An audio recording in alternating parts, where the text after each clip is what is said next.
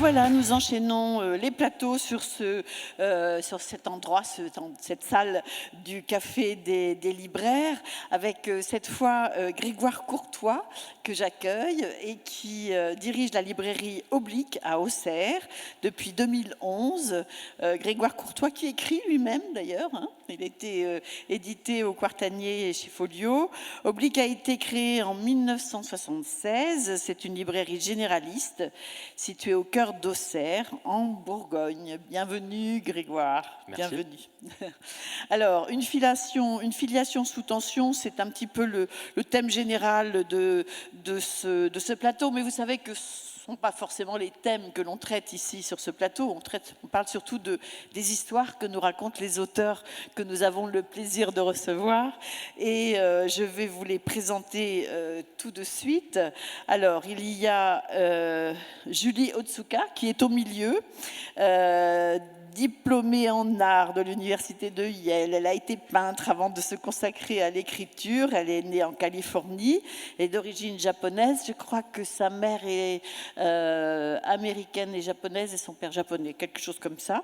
Elle est l'autrice de 2 romans, Quand l'empereur était un dieu et Certaines n'avaient jamais vu la mer, un livre qui a obtenu le prix Femina en 2012, le prix Femina étranger et le PEN Faulkner Award. Voilà, c'est pour la fiction.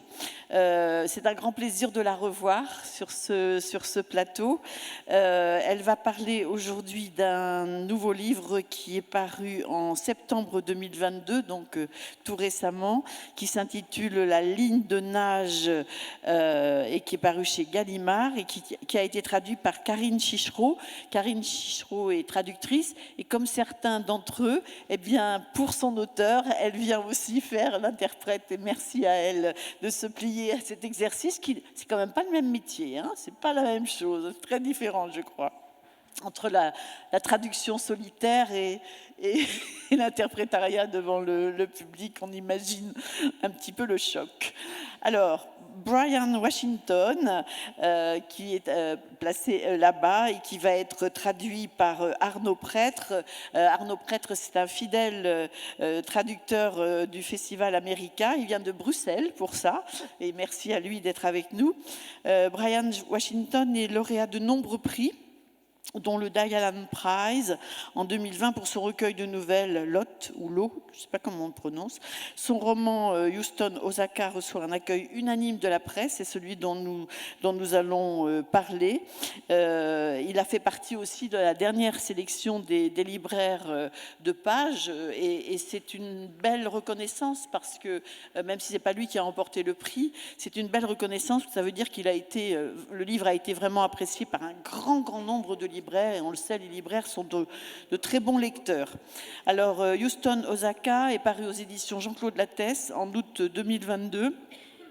Pardon. Il a été traduit par Laurent Trèves.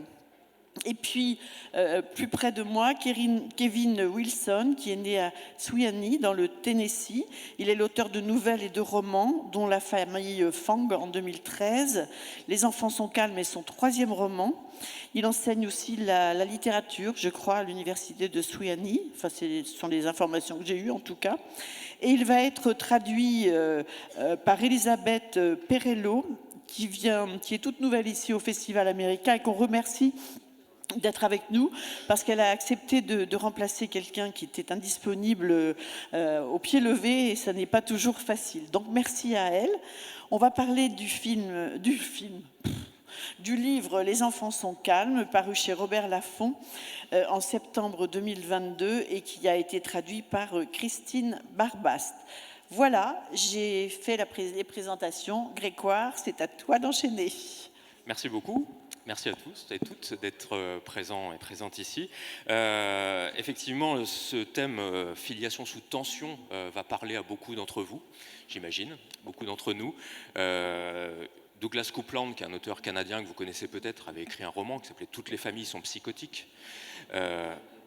Psychotique peut-être pas, dysfonctionnel plus vraisemblablement, et en tout cas avec des problèmes, des non-dits, des questionnements et beaucoup de tensions, ça c'est certain pour beaucoup. Donc ces 3 romans que je vais vous présenter et puis desquels on va parler vont aussi évoquer ces différentes tensions, alors sous des angles très très différents, vous allez voir, parce que les 3 romans sont très différents, mais on va essayer comme ça d'aller dans les méandres des complications familiales et des explosions et des non-dits familiaux. Donc je vais commencer immédiatement avec Brian Washington. Alors, il faut juste que je vous dise, déjà, quand j'ai travaillé ça, Brian Washington et Kevin Wilson, des fois, je les mélange et ça fait Brian Wilson et j'ai de la musique dans la tête. Voilà, donc mais, ça, c'est pour la plaisanterie. C'est pour la plaisanterie. Non, Brian Washington, donc je commence avec lui, qui donc a écrit Houston Ozaka, donc on vient de vous parler. Houston Ozaka raconte l'histoire d'un couple homosexuel à Houston. Pardon, excusez-moi, je retrouve les noms de chacun. Ben est un jeune noir américain. Son ami Mike est américain lui aussi, mais d'origine asiatique, japonaise. Et au moment où on commence l'histoire, en fait, le père de Mike au Japon est mourant. Il a appris qu'il avait un cancer. Mike va le rejoindre. Sauf qu'au même moment, la mère de Mike venait du Japon pour aller lui rendre visite. Donc, son petit copain va se retrouver avec la mère de son petit copain dans une promiscuité un peu étrange. Donc c'est vraiment un roman sur le mélange entre les différentes influences, les différentes... imaginez, vous vous retrouvez avec votre belle-mère venue du bout du monde, que vous ne connaissiez pas, qui est dans une autre culture. C'est très très étrange, mais voilà, c'est le prémisse du livre. Et là, moi, j'ai envie de poser la première question, puisque dans les tensions qu'il peut y avoir dans les familles, la tension est souvent liée à la parole ou au silence. Là, en l'occurrence, ce couple a utilisé le silence avec sa famille, la famille japonaise, mais aussi l'américain avec sa propre famille, a utilisé le silence un petit peu comme un garant de la paix familiale. Et donc, c'est la première question que je voulais poser à Brian.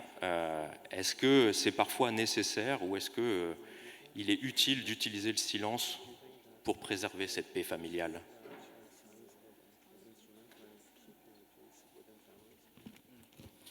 Bonjour. I think that whether or not it's useful is debatable, but I think that it's inevitable in many cases. For Houston, Osaka specifically, these are 2 families, 2 individuals, 3 individuals in some cases, who have barriers of language, who have barriers of culture, who have barriers of sexuality to some degree. And their inability to communicate is both literal oftentimes, but sometimes it's more metaphorical, you know?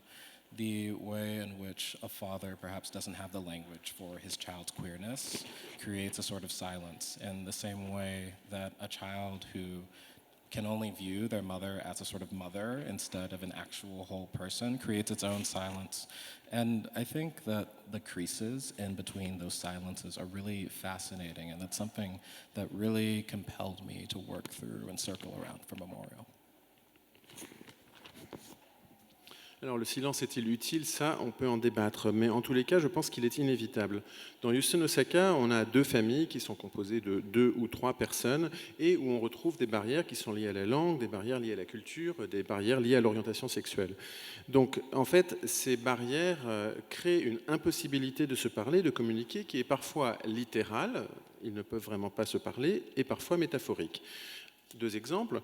Le père qui, par exemple, parce que son fils est gay, ne trouve pas les mots, n'a pas les mots pour lui parler. Ou une mère qui n'est considérée que comme une mère et non pas comme une personne à part entière. Tout cela génère du silence, produit du silence. Et je trouve cela fascinant. C'est pour ça que j'ai voulu travailler par mon écriture sur ce sujet. Merci. Pour filer un peu cette thématique, je voudrais aller vers Julie Otsuka, puisque de son côté, vous êtes très nombreuses à avoir lu ses précédents ouvrages, et notamment certaines n'avaient jamais vu la mer. Julie Otsuka explore l'histoire familiale au travers de ses romans. C'est encore le cas dans celui-ci. Hein.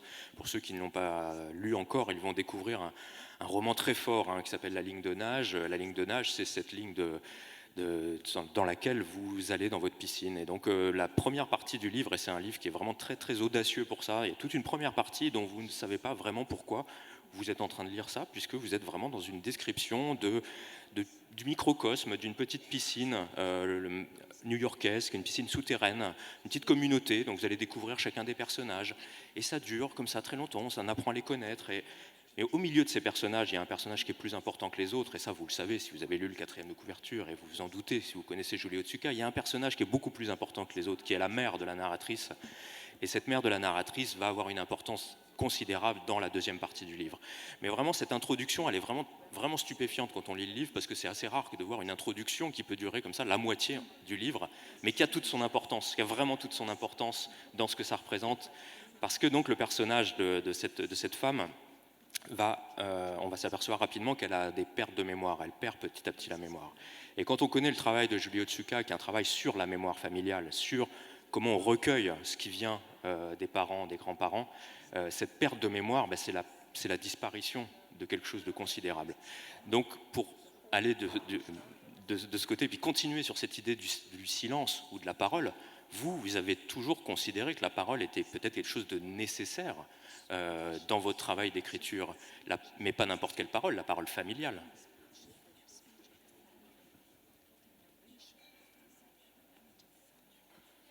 No, I'm Japanese American, so we're a very reticent people. Non, je suis américaine d'origine japonaise, donc nous sommes des gens qui ne parlons pas beaucoup. And most things, both positive and negative, go unsaid. Et la plupart des choses positives comme négatives ne sont pas dites. When I was growing up, I learned very little about what my mother had gone through during World War II. Quand j'étais enfant, j'ai su très peu de choses de ce que ma mère avait vécu pendant la Seconde Guerre mondiale. It was not really spoken about at home. On n'en parlait pas vraiment chez moi. And that's very typical of Japanese Americans of that generation. Et c'est tout à fait typique des Japonais américains de cette génération. I think that the reason I became a writer Je pense que la raison pour laquelle je suis devenue écrivaine, is because of the silence in my own family c'est à cause du silence dans ma propre famille, about what happened during the war. notamment sur ce qui s'est passé pendant la guerre. So I think silence has made me the writer that I am. I'm giving words to that silence Et in donc, the family. je pense que le silence, c'est ce qui a fait de moi une écrivaine, et en particulier le silence au sein de ma famille. C'est-à-dire que votre source n'est pas directement votre source familiale. La source de votre travail historique sur ce que vous avez raconté dans vos différents livres, ce n'est pas une source directe de votre famille, c'est une source qui est liée à des recherches parallèles.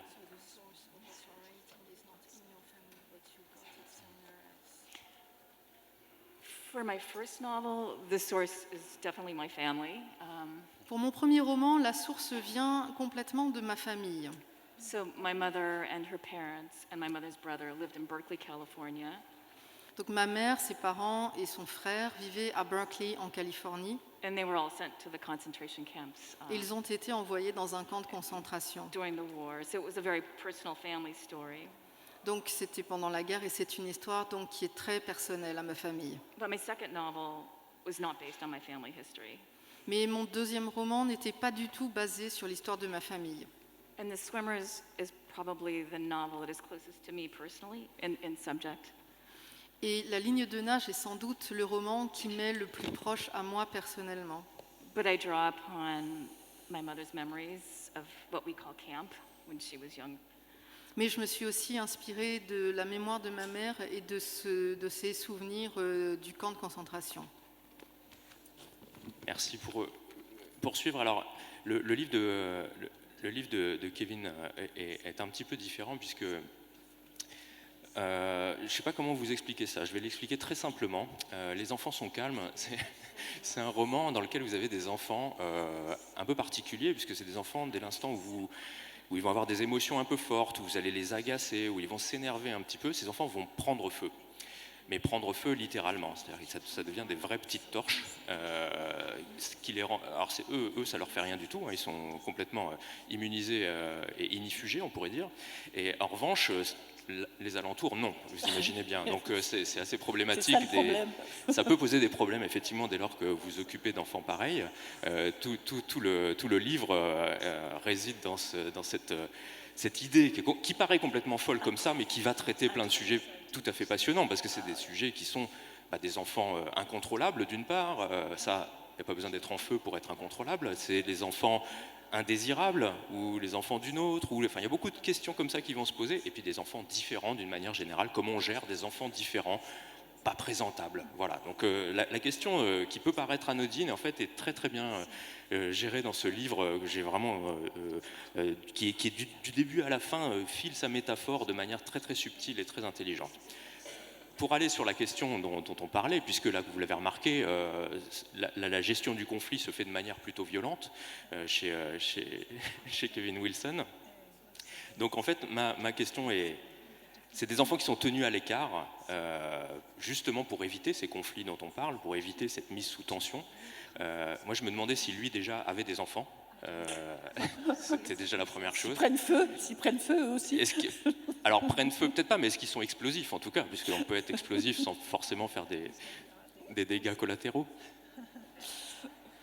So I think I write from two viewpoints. One is I was a child that burst into flames, and I now feel so terrible for my parents trying to manage me.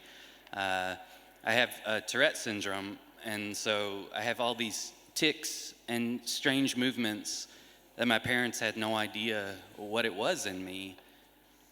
And then we had my own children, and one of them started to exhibit those tics, and I thought, oh shit, I've done this to my child. And so I'm constantly moving between those two poles of having been made and then having made, and how do you control those two things? Écoutez, en fait, il y a deux choses dans ma vie. Bon, d'abord, effectivement, j'ai des enfants. Mais aussi, quand j'étais petit, j'étais pas très sage, pas très facile à contrôler. Et maintenant que je suis parent, je me dis, dommage, enfin, mes parents, je comprends ce qu'ont vécu mes parents, à essayer de me gérer, de s'occuper de moi, etc. Et d'autre part, j'ai le syndrome de Tourette, et c'est un syndrome qui provoque des tas de mouvements, des tics involontaires.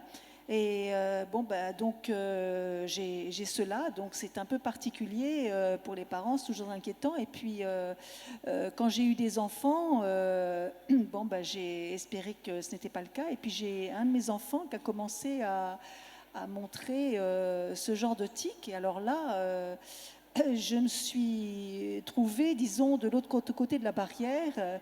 Et donc, maintenant, je fais toujours un petit peu, je suis toujours dans une situation où j'ai subi ça petit, et puis maintenant, je suis le parent qui suis face à ça maintenant. Donc, je suis un peu entre les deux, le va-et-vient constant, disons.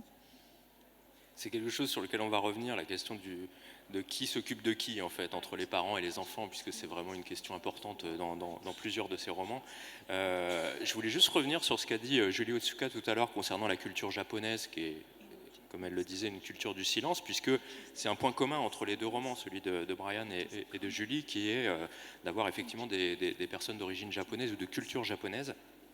Et dans le cas du livre de Brian Washington, ce couple, qui est un couple homosexuel, c'est important, a aussi, on parlait du silence tout à l'heure, un silence qui est peut-être encore plus fort, il m'a semblé, avec la famille japonaise. Et je voulais savoir s'il y avait une spécificité dans cette approche de l'homosexualité dans la culture japonaise, d'après lui.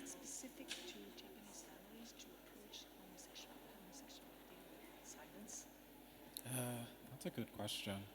I think that what was important to me in stressing the strains that can be prevalent or the strains that can surface by way of queerness and thinking of a relationship between a child and their parent is the silence, certainly, but also the motion toward communication, the motion toward being able to have open conversations with one another. I mean, I think that there's one way of reading Houston, Osaka, in which Benson, who's one character who struggles with talking about his queerness with his parents, who struggles with talking about his status as an HIV positive person with his parents, ultimately becomes someone who learns how to speak for himself and how to advocate for himself. And Mike, whose struggles with queerness are similar to his, but whose family dynamics are largely different, ultimately becomes someone who learns how to listen to others and to intuit others, both what they literally need and also what they may need emotionally. And these feel like two massive jumps for a character to make, let alone for a person to make. C'est une très bonne question. Je pense que effectivement le silence, comme la communication, structure la force du lien entre parents et enfants. Donc le silence, c'est quelque chose qui lie les parents et les enfants, mais c'est aussi un lien qui permet l'apprentissage de la communication et de conversations ouvertes. Dans Yusuke Osaka, Benson donc, est un personnage qui a des difficultés à parler de son homosexualité avec ses parents. Et puis par ailleurs, il est séropositif, et ça aussi, il a du mal à en parler avec ses parents. Et donc, ce qu'il va apprendre au cours de ce roman, c'est à parler pour lui-même et à défendre son point de vue. On pourrait dire que pour Mike, c'est la même chose, que ça ressemble, mais par contre, dans sa famille, c'est un peu différent. Et lui, ce qu'il va apprendre, c'est plutôt à écouter et à comprendre intuitivement ce dont les autres ont besoin. Donc à comprendre littéralement quand ils expriment un besoin, mais aussi à écouter d'une manière plus métaphorique, à comprendre des besoins qui sont plus symboliques. Donc on peut dire que c'est là vraiment un changement crucial qui affecte les personnages au cours du développement du roman. But I also think that, crucially perhaps, for Houston Osaka, it was important to me to try and show that silence doesn't necessarily negate love or negate the presence of love. Benson, for example, who's this queer black man who couldn't be more different from Mitsuko, who's this older Japanese woman, is off-put by her silence initially. In their initial interactions, they may seem abrasive to her. They may seem as if they don't have a sort of warmth. But in fact, the first thing that she does is comfort him with cooking and comfort him with advice and comfort him with her presence. So while his sense of what love can look like and what warmth can look like doesn't necessarily align with hers initially, in one way, writing the book was one way of thinking through the many different forms that loves can take, particularly if they're enshrined in silence or surrounded by silence.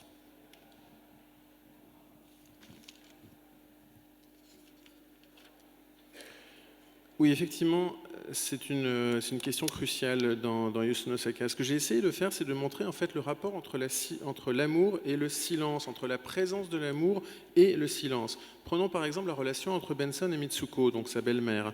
Alors tout d'abord, c'est une relation où effectivement le silence a une qualité presque abrasive, où cela crée de la distance. On peut se demander s'il y a de la chaleur dans la relation qui est en train de s'établir entre eux. Mais quand on y regarde de plus près, que fait cette femme qui vient s'installer chez ce gendre inconnu ? Eh bien, elle le réconforte en cuisinant pour lui, et puis elle va lui donner des conseils, et elle va effectivement être présente auprès de lui, elle va être une présence positive auprès de lui. Donc ce qui m'a intéressé dans ce livre, c'est de voir en fait quelles étaient les formes différentes que pouvait prendre l'amour. L'amour peut prendre de nombreuses formes, et là, j'ai étudié comment l'amour et le silence pouvaient s'articuler. Merci. Je vais revenir à Julie Otsuka, qui s'est déjà exprimée tout à l'heure sur la culture japonaise et sur la culture du silence, on pourrait dire. Dans le livre, comme je l'évoquais tout à l'heure, il y a une inversion des rôles, à un moment donné, qui va s'effectuer entre la fille et la mère. Une inversion des rôles, puisque la mère, perdant la mémoire, perdant aussi une certaine forme d'autonomie, doit recevoir l'aide de sa fille. Et effectivement, comme on le disait tout à l'heure, ce moment de la vie où les enfants deviennent les parents et les parents deviennent les enfants, où il y a cette bascule. Est-ce que ça, c'est quelque chose que vous avez jugé sensible dans le livre ? Oui, mais d'autant plus du fait de cette culture de la transmission japonaise.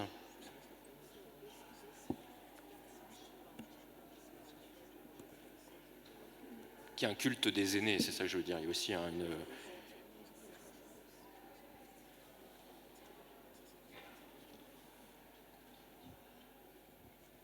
Yeah, well, traditionally in Japanese culture, it's usually the oldest son who takes care of the parents. Dans la culture japonaise, traditionnellement, c'est le fils aîné qui prend soin des parents.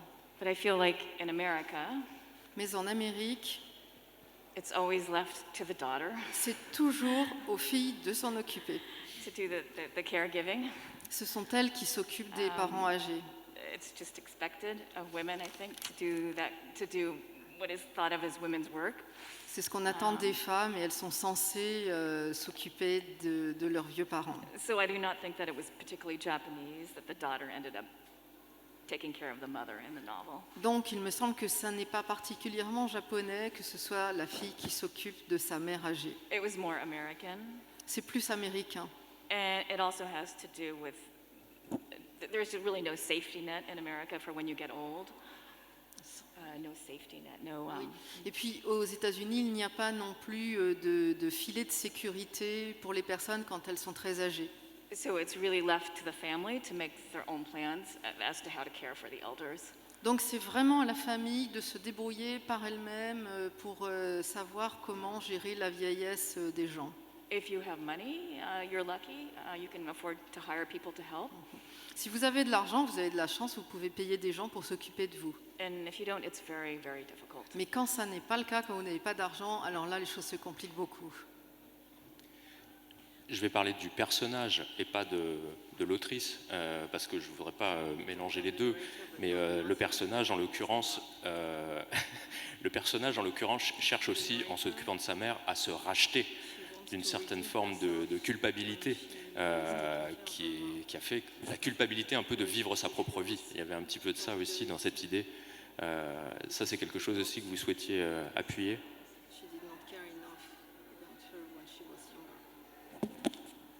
Right. I think that the narrator feels very guilty about what she sees as her selfishness. La narratrice, en effet, se sent très coupable vis-à-vis de ce qu'elle considère être son propre égoïsme, In deciding to live her life for herself and for her writing. parce qu'elle a décidé de vivre sa vie pour elle-même et pour se consacrer à l'écriture. And to devote herself to her work at the expense of her mother. Et elle s'est donc consacrée à son travail aux dépens de sa mère. And just a general statement about Japanese Americans.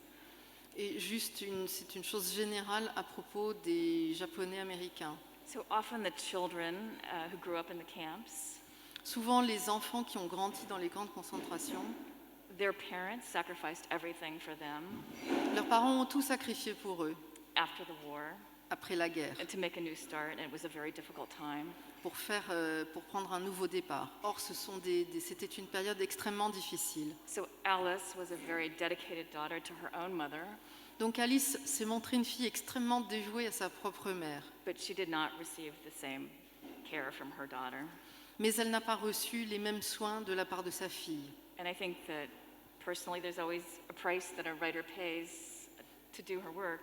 Et je pense que quand on est soi-même écrivaine, il y a toujours un prix à payer. And I think there's a part of me personally that is very ruthless Il y a une partie de moi qui est très cruelle, about getting to my desk every day.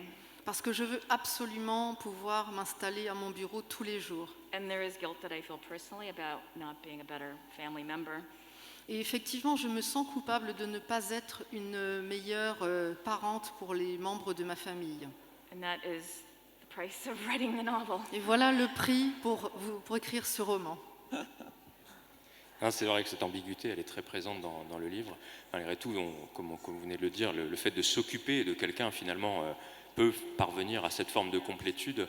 C'est le cas aussi du personnage de Liliane dans Les enfants sont calmes, puisque je ne vous ai pas raconté le début de l'histoire, mais le début de l'histoire, donc les enfants en question sont les enfants d'un sénateur qui brigue la Maison Blanche, etc., qui fait des meetings. Donc c'est pour ça que ces enfants ne sont pas très présentables, puisque voilà, ils peuvent devenir des torches vivantes. Ça fait des ordres quand même. C'est problématique au milieu d'un meeting. Donc évidemment, alors il a une nouvelle femme, évidemment, et ses enfants, il les a eus avec une précédente femme. Et cette nouvelle femme, Madison, a une copine de fac qui s'appelle Liliane, qui est un petit peu le personnage principal de cette histoire. Liliane, elle végète, elle n'est pas du tout dans les hautes sphères, elle végète dans un appartement avec sa mère, etc. Elle n'a pas trop de boulot. Et donc quand sa copine Madison, la femme de sénateur, l'appelle pour lui proposer quelque chose, elle débarque immédiatement. Elle est un petit peu amoureuse aussi, pour rien vous cacher. Quoi qu'il en soit, elle débarque et donc c'est elle qui va s'occuper de ses enfants parce qu'on va lui proposer, on va lui dire voilà, ces enfants sont inflammables, donc il faudrait que vous vous en occupiez pour que nous on soit tranquille dans nos meetings. Elle va être la nounou d'enfants inflammables. Donc Liliane, en fait, c'est un personnage qui est très touchant, c'est le personnage qui va traverser le livre et dont on va suivre tout le parcours avec ses gamins. Et c'est un personnage qui, justement, par le soin qu'elle va apporter à ses petits, va aussi, d'une certaine manière, trouver un sens à sa vie.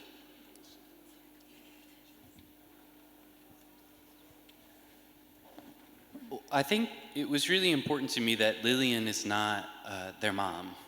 I didn't want to write a story that says you should have children and you'll be fulfilled, because it's not true. But what I was trying to figure out was, because of circumstances in our own lives, is and I say this a lot, but like the strong should protect the weak in a perfect world. But they don't. I think most strong people in power are afraid or don't want to be around vulnerable people. So who protects the weak? And in this book, Lillian has had a difficult life, and the weak protect the weaker, right? That she has to find some way to make sure these children don't have the same experiences that she had. Because there's nobody else that wants to be near it, that wants to be close to fire, right? Because you'll get burned, but sometimes it's worth it. Effectivement, Liliane se retrouve face à ses enfants dont elle doit s'occuper. Et je ne voulais pas que Liliane soit leur mère. Parce que cette idée de ce que quand on devient mère, on est épanoui et tout est merveilleux, je ne suis pas complètement convaincue de ça. Donc je trouvais ça intéressant de voir un adulte face à que faire pour éduquer, pour s'occuper d'enfants. Il se trouve que Liliane est quelqu'un qui a eu une enfance pas très joyeuse, une vie difficile, effectivement, qui végète et qui tout d'un coup doit s'occuper et protéger ses enfants. Et on pense toujours que ce sont les gens qui sont très forts qui protègent les plus faibles. Et je n'en suis pas convaincue, parce que je pense que les gens forts n'ont pas forcément envie d'être avec des faibles. Et dans ce cas-là, il se trouve que Liliane, qui est faible de par son histoire familiale, de par son enfance, etc., se retrouve à devoir protéger des enfants qui sont encore plus faibles qu'eux. Et j'ai trouvé ça intéressant de voir où elle trouve les forces, justement, qu'elle n'a pas pour le faire. Ça montre bien aussi que les liens du sang ne sont pas tout et que les liens de la tendresse sont parfois encore plus forts. C'est un double problème dans le livre de Kevin, effectivement, puisque non seulement Liliane, ce ne sont pas ses enfants, mais même Madison, ce ne sont pas ses enfants non plus. C'est-à-dire que effectivement, ce sont les enfants de personne. La mère naturelle est morte. Et donc, le mari, la nouvelle femme, la nounou, tout le monde écope de ce fardeau, en fait. Ces enfants sont un fardeau. Je ne sais pas si Kevin veut réagir à ça.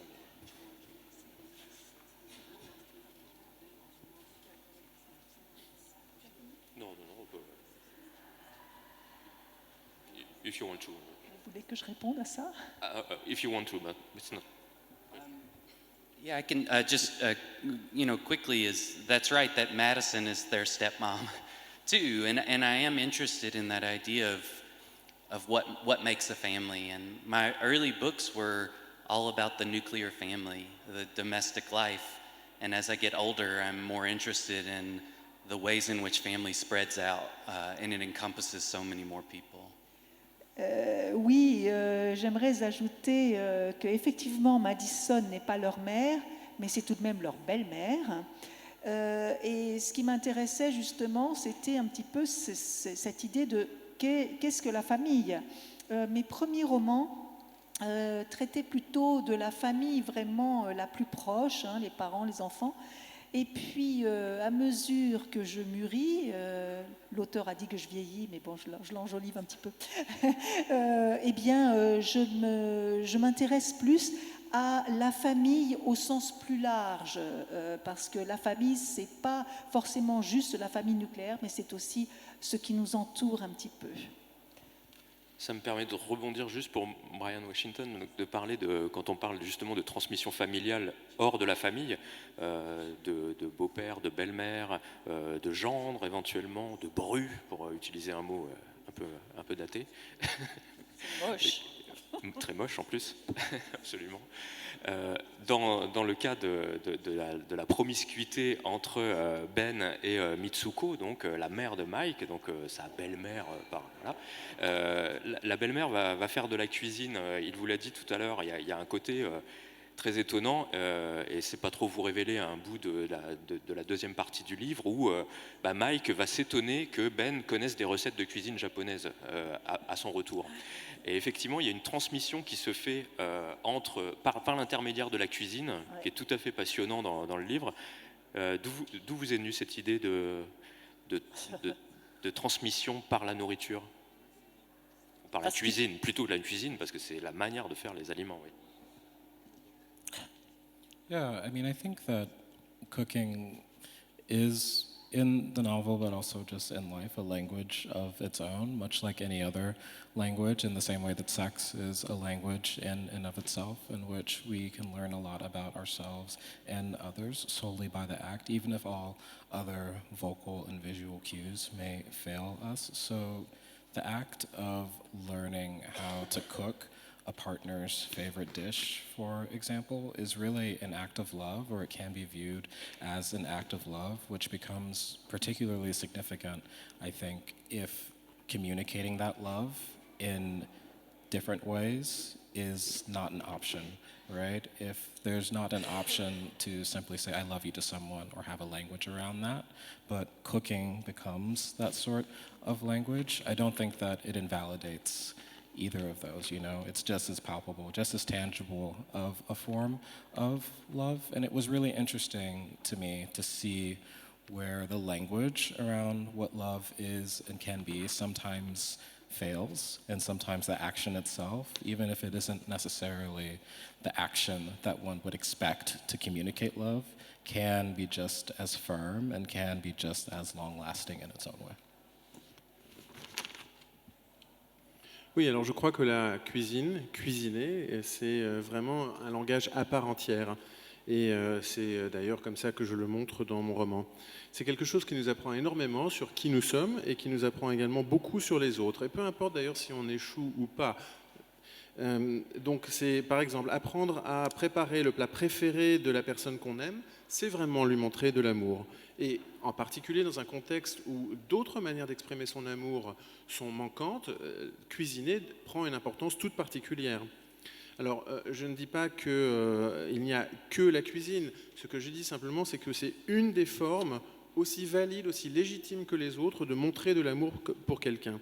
Là où le langage ne peut plus jouer son rôle pour une raison ou pour une autre, eh bien, on peut agir. Et cette manière, agir, faire des choses concrètes, c'est une manière de montrer de l'amour qui peut avoir des conséquences aussi profondes et aussi durables que le langage. Je pose une question un peu nébuleuse à Julie, mais quand même, ce sera facile à traduire, mais ce sera pas facile à répondre. Non, la question en fait que je me pose, c'est que la mémoire partant de cette femme, mais avec un dialogue toujours. Il y a deux phrases qui m'ont marqué dans le livre. C'est à un moment donné où la fille donc dit, à propos de sa mère, elle n'est plus là. Et à un autre moment, un peu plus loin, elle dit, et je ne suis pas là pour elle. C'est-à-dire qu'il y a les deux identités disparaissent. C'est-à-dire que le dialogue qu'il y avait entre la mère et la fille, qui était déjà pas énorme, mais devient quelque chose de presque fantomatique. Et c'était la question que je me posais, de savoir si, arrivé à ce stade, la narratrice, en échangeant avec sa mère, finalement n'échangeait pas avec un souvenir, tout simplement.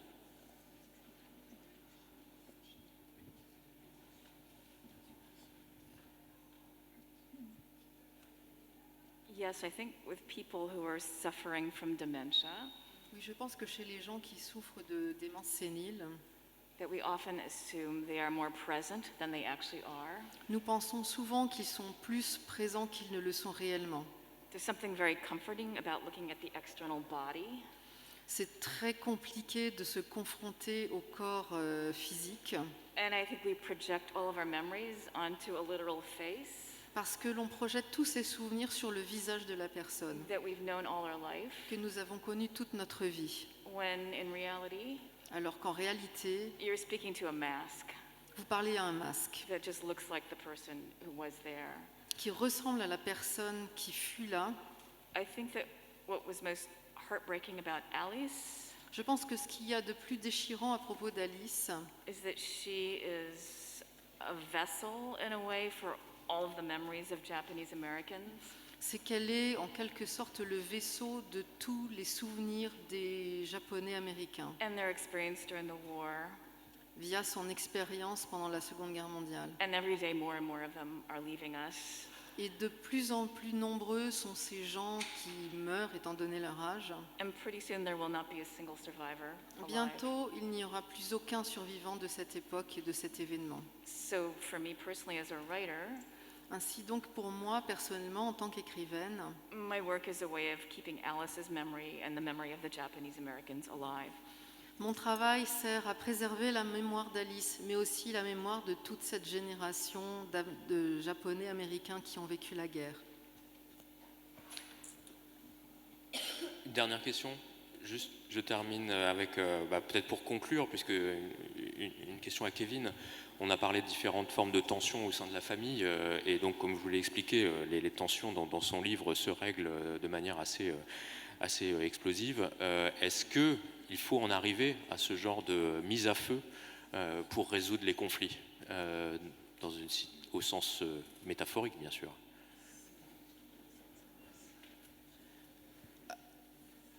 I do.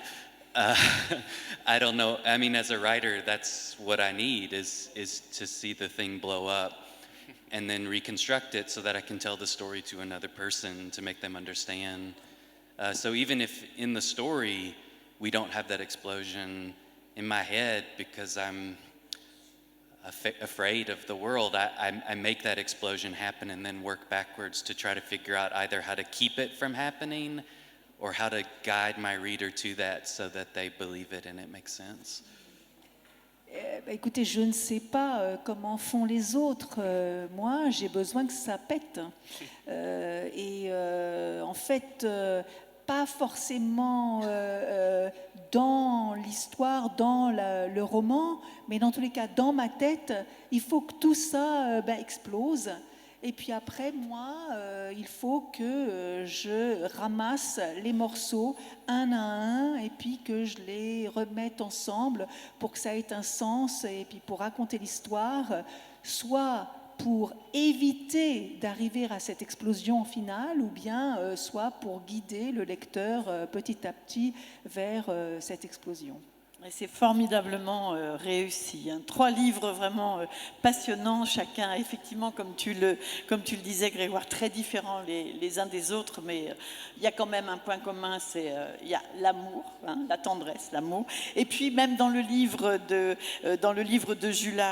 Julie Otsuka, la ligne de nage, parce qu'on n'a pas trop parlé de l'eau et de la piscine, il y a un passage que j'adore. Moi, je vivrais bien dans une piscine, moi qui suis vieille aussi, parce que la description qu'elle fait des vieux corps dans la piscine, on se dit c'est bien finalement, on peut se montrer comme ça. C'est vraiment un moment, on n'a pas le temps de le lire, mais c'est un moment vraiment très très chouette. Et puis c'est vrai aussi que l'idée dans le livre de Brian, cette idée de se rapprocher comme ça à travers des recettes de cuisine, rapprocher ces cultures, c'est une idée très originale aussi, à un moment où ce couple est quand même un petit peu en désamour aussi. C'est vraiment chouette. Voilà. Alors je rappelle les titres. Houston, Osaka, paru aux éditions Jean-Claude Lattès pour le livre de Brian Washington et qui a été traduit par Laurent Trèves. le livre de Kevin Wilson, Les enfants sont calmes, paru chez Robert Laffont en septembre 2022 et traduit par Christine Barbast. Et puis le livre de Julie Otsuka, La ligne de nage, paru chez Gallimard en septembre 2022 et traduit par Karine Chichereau. Voilà, merci à vous tous, merci à nos interprètes, toujours Merci à aussi tous. bien, Merci. Merci. toujours aussi bonnes. Et merci à Grégoire Courtois qui est un excellent lecteur, magnifique.